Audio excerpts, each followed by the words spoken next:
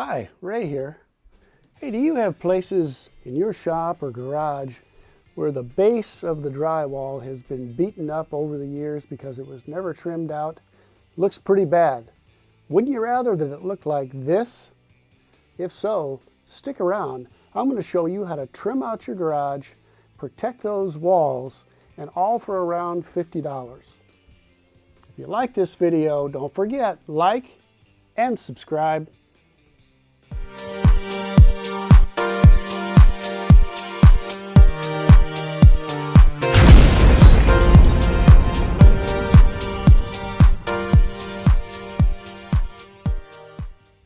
I don't want to spend a lot of money trimming out my garage, so I just went out and bought 1x6 common pine, and I'm going to put that around as trim because it'll be high enough up to protect it, and like I said, it's inexpensive. So 1x6 common pine.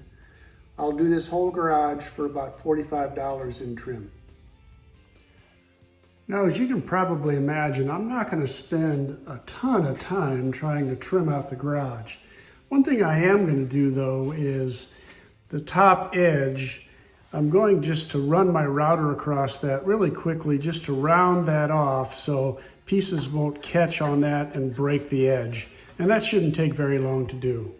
So I want to round off the top outside edge of this board right here. Now you could do that with sandpaper if you wanted to and just sand it down. What I've chosen to do is to use a 1/4 inch round off bit on my trim router. This is the DeWalt trim router. I can tell you I've been very happy with the trim router as opposed to just a regular size router. It does just about everything that I want to do. But I'll show you how we're going to do this.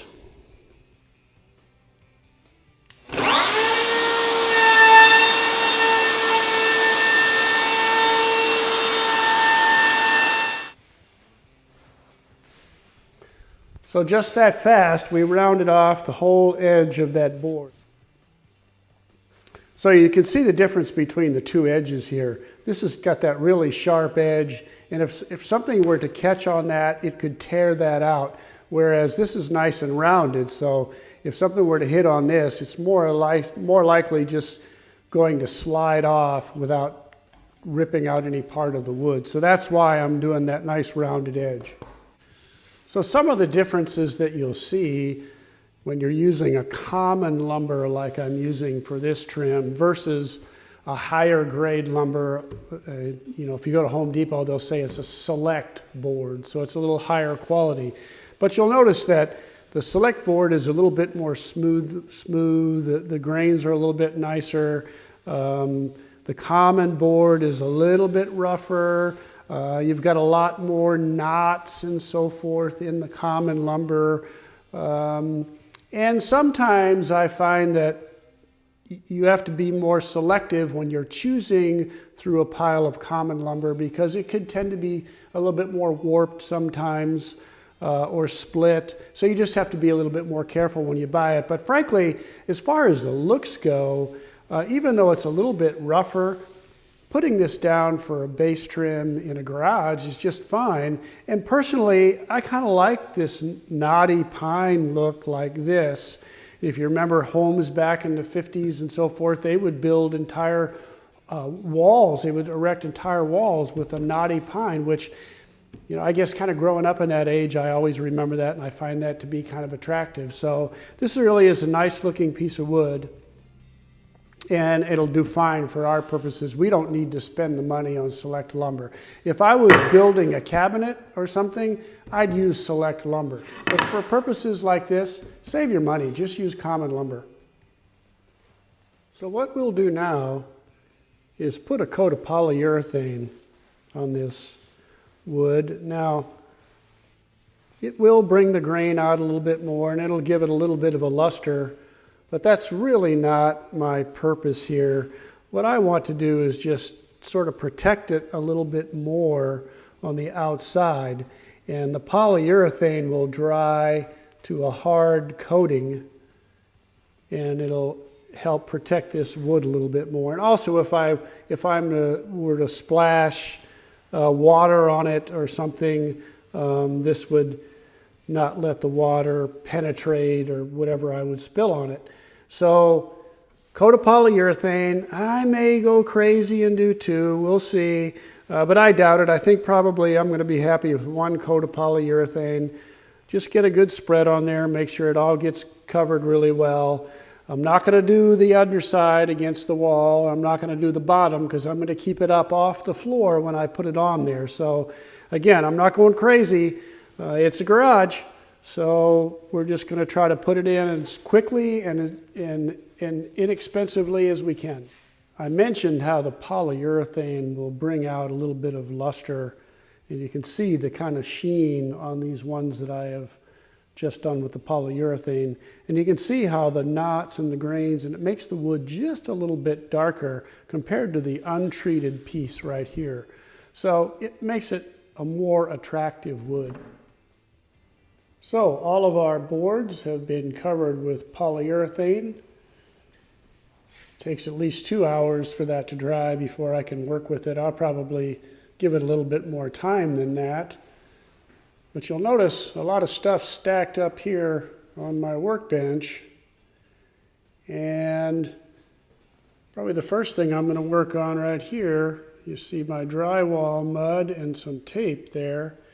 And I have found that if you look up on the ceiling, I've got a strip where the seam has cracked and it's coming down, and it goes all the way over here and then a part way down this wall here. So while that is drying over there, I'll come over and I'll start on this side and I'll clean that tape off. I'll put some new tape on there, and that way I'm doing two things at one time. I usually try to stack my projects like this so I can get more than one thing done. If something's drying, I want something else to work on. It just makes you more efficient. So we let our boards dry for about 3 hours or so. I'm only going to do the one coat. It looks fine to me with just the one coat. And like I said, this isn't to make it look pretty, it's just to protect it a little bit. And while that was drying, as I mentioned, I had some work to do up on my ceiling. So I pulled down all that tape that had gone bad and replaced it with a mesh tape and filled that all in. And of course, I wound up going across the entire garage roof. And while I had the drywall mud and the tape out, I repaired 2 cracks I had in the back. So while the wood was drying and I was waiting to move on with that project, I got a good start on another project. I'll have to put a second coat on all this, but that won't be too bad. And there's another video about how I'm repairing this, so be on the lookout for it. So as I may have mentioned, I don't want this board sitting directly on the concrete floor. I don't want it to get wet on the bottom and have an opportunity to wick any moisture up into the wood. So I put down some 1/4-inch pieces of scrap along the wall there so I can set this board on the scrap. I'm just going to put it right up to where that door opens and closes there with just a little room to make sure it doesn't have any trouble opening and closing.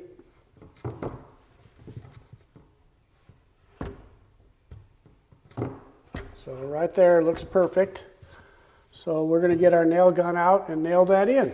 So I'm going to use 1 3/4-inch brad nails here. If you don't have a nail gun, just use finishing nails, that'll be fine. And I'm going to do 1 brad nail first. Make sure my joint is reasonably good there because the garage floor is not perfectly level. It undulates slightly, so I want to make sure I work myself to the next board so my joint is pretty square.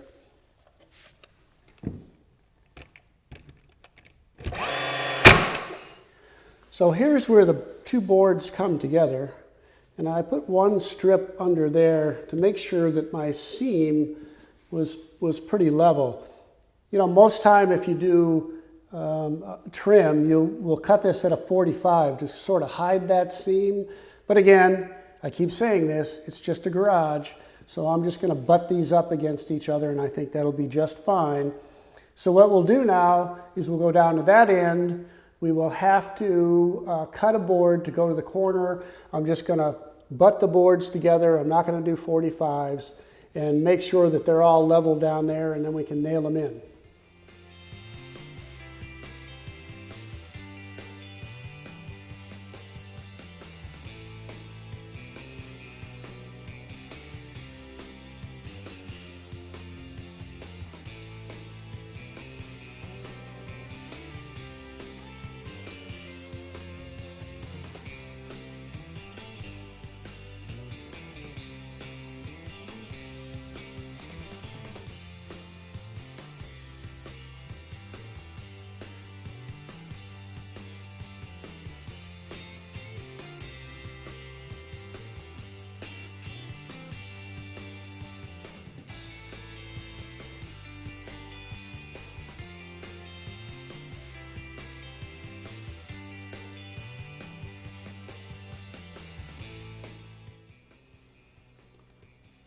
So this came out pretty nicely. One of the things that I like is the fact that since all of my other stuff, my sliding doors and everything, my cabinets, because they're all wood, it sort of blends in with all that wood.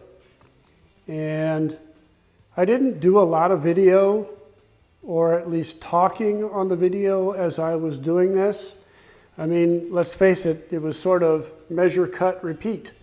So I saw no need to take you through what I was doing after I did the first couple of boards. But it certainly looks a lot nicer than the wall the way it was beat up. I'll show some before and after pictures later. But it looks much nicer now with this border on there. And I won't feel as though I have to worry about hitting that wall when I put stuff away and so forth. Well, thanks for watching. As always, if you have any questions, comments, or a different way to do this, leave it in the comments below. I always try to respond to those comments. If you found this video of any help, please like and subscribe, and I'll see you on the next video.